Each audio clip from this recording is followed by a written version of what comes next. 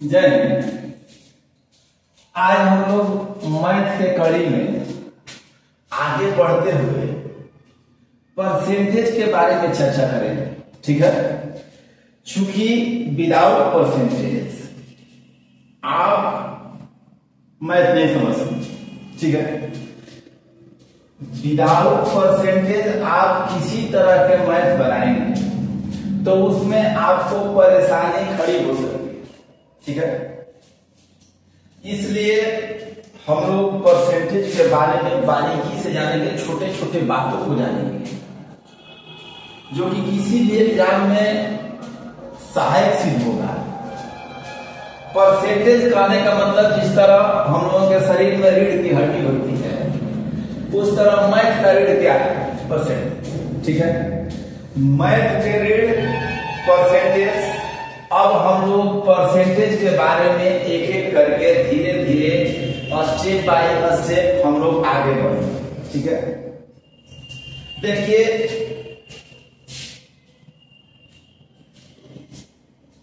Percentage का मतलब, percentage का मतलब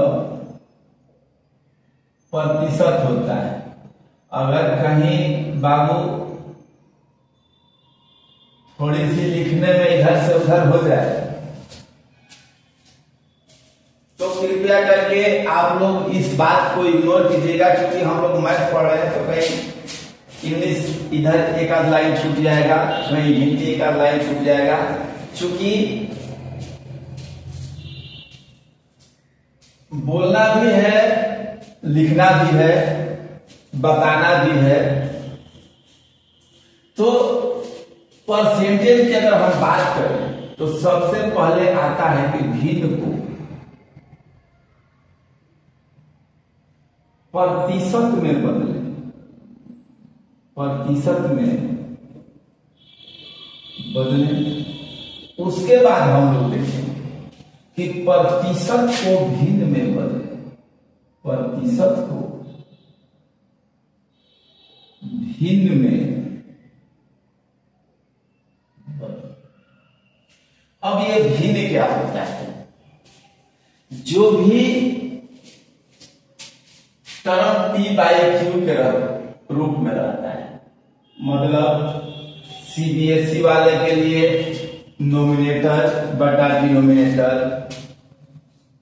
बिहार बोर्ड वाले के लिए अंश बटा हर, और जो दोनों तरफ से मतलब वो थोड़ी बहुत CBSE बोर्ड भी पढ़े हुए हैं, थोड़ी बहुत बिहार बोर्ड भी पढ़े हुए हैं, उनको कहीं से परेशानी नहीं हो तो हम लोग देहाती भाषा में भिन्न कहते थे, और देहाती भाषा में बाटा पके मतलब सवाल बटा पके, जोड़ बटा पके, गुना बटा पके, भागा। तो भिन्न का मतलब हो गया P बाई Q के रूप में। जैसे हम 1/2 बोले ये भिन्न के रूप में, 3/5 बोले ये भिन्न के रूप में, 7/9 बोले ये भिन्न के रूप में। ठीक है,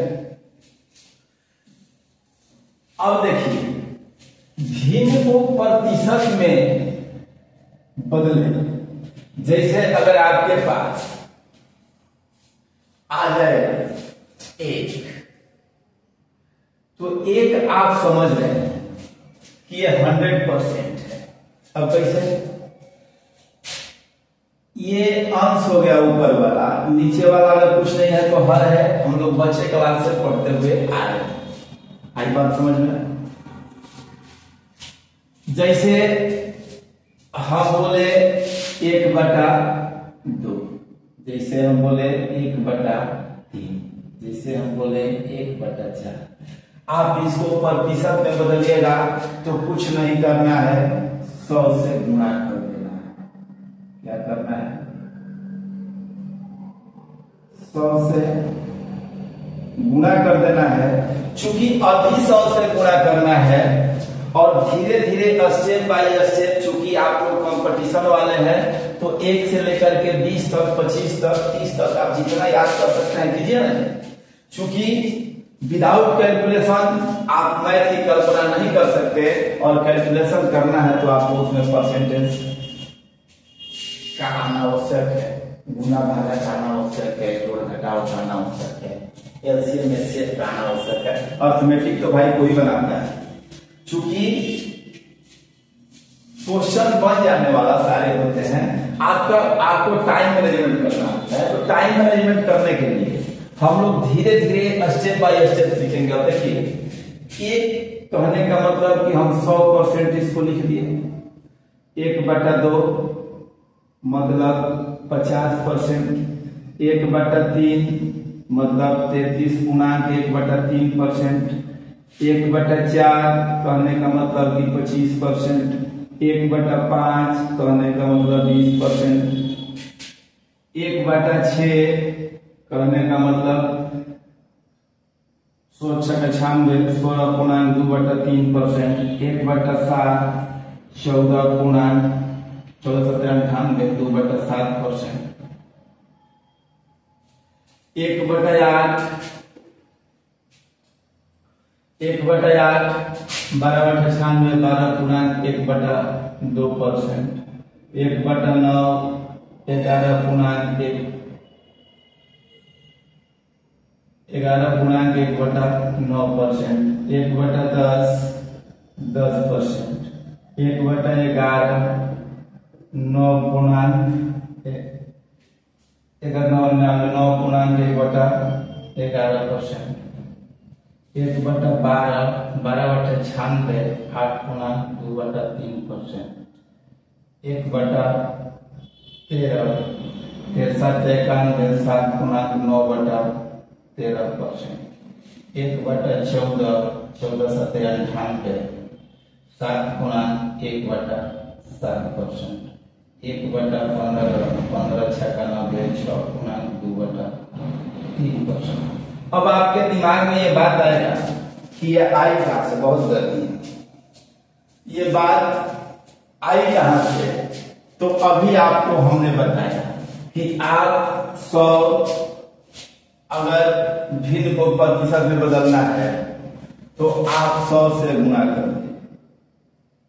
ठीक है, आप 100 से क्या कीजिए, गुणा कर दीजिए। जैसे हमें मिला 1, हम गुना कर दिए 100 से, मेरा आ गया 100%। 1/2 बराबर 1/2 गुना 100 आ गया 50%।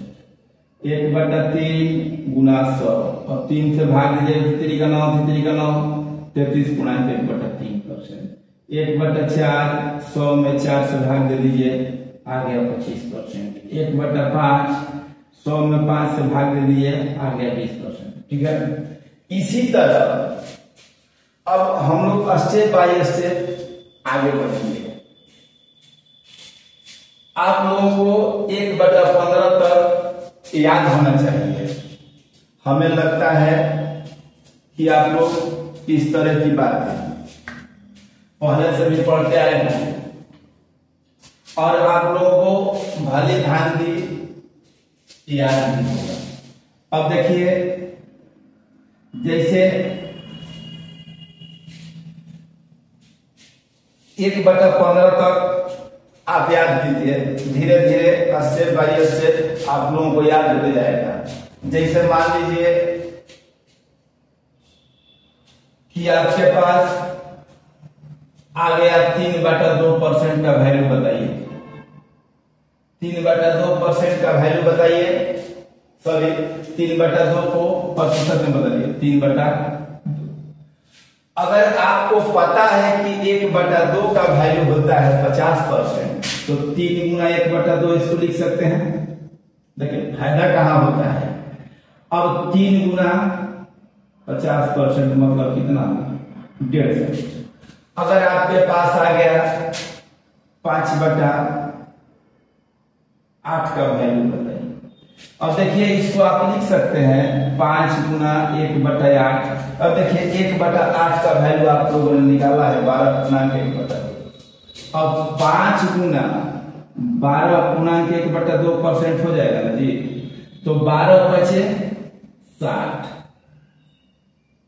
प्लस 5/2। अब 62 गुना 1/2%। अब आप कहेंगे 62 कैसे आएगा? देखिए सबसे पहले जैसे मान लीजिए कि 5/8 है, 5/8 जैसे मान लीजिए कि 5/8 हमको निकालना था, इसको लिखे 5 गुना 1/8। अब 1/8 का वैल्यू हमने पढ़ा है 12 × 1/2। ठीक है, अब ये 12 × 1/2 को आप 12 प्लस 1/2 लिखिएगा जी, सत्या वही होगा ना। तो ये जो 5 है ये 12 में भी गुना करेगा और इसमें भी गुना करेगा ना, ये वाला पटवा में। तो 12 बचे 60 प्लस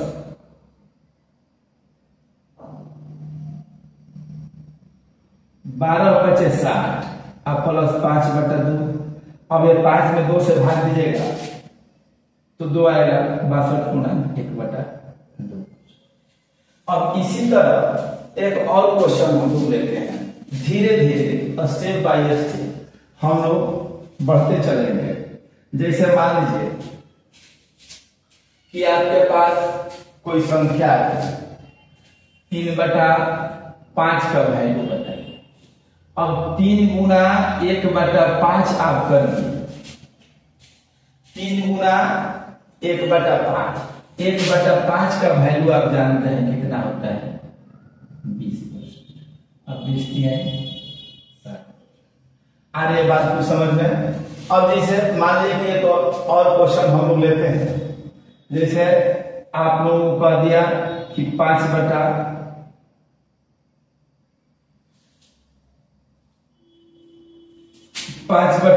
का वैल्यू बताइए। अब इसको आप लिख सकते हैं 5 गुना 1/6। 1/6 का वैल्यू अगर आपको पास याद रहेगा होता है 16 गुना 2/3।